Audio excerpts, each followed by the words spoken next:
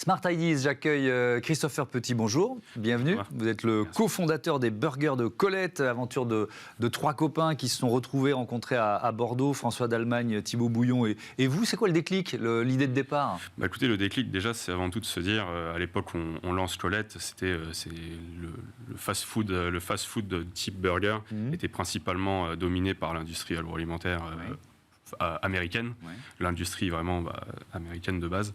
Donc nous, l'idée, c'était de proposer une offre de type fast-food, donc la qualité d'un restaurant, servi à la rapidité d'un fast-food, service à l'assiette, etc.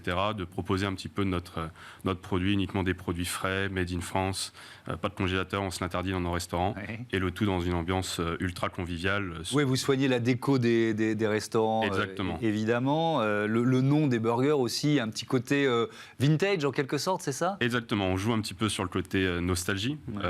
Colette, c'est un petit peu...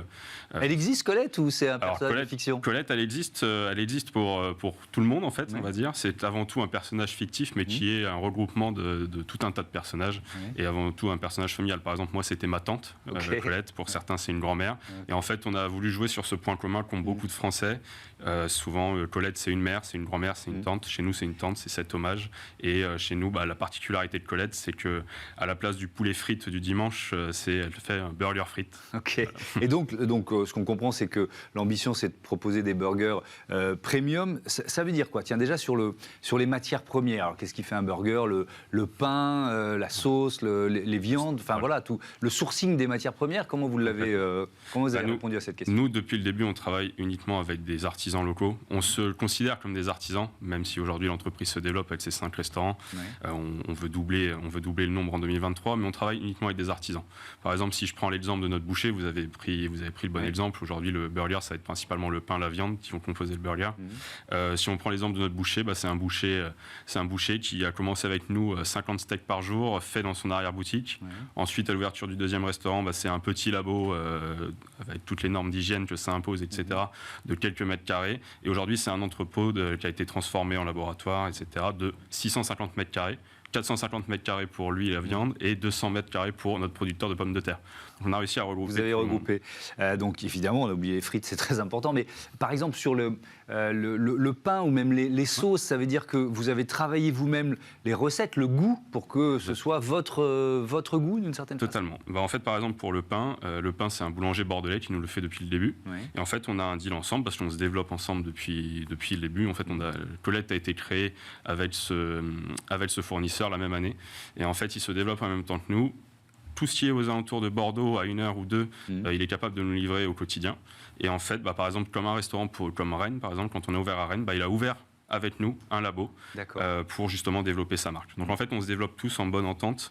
Et avant tout, c'est une histoire aussi d'amitié avec ces gens-là, parce que c'est devenu des amis. Donc vous l'avez créé en 2019, c'est ça? Exactement. Aujourd'hui, il y a 5 restaurants. Donc vous nous l'avez dit, vous ambitionnez de doubler le nombre de restaurants cette année. Vous l'avez un peu expliqué, mais comment on garde l'ADN de ce côté artisanal en commençant à essaimer un peu partout en France? Déjà, c'est une histoire de process quand même avant tout, parce que plus on veut grossir, plus on est obligé de faire des procédures, la formation des employés dans nos restaurants, et surtout de garder les mêmes fournisseurs tout le temps.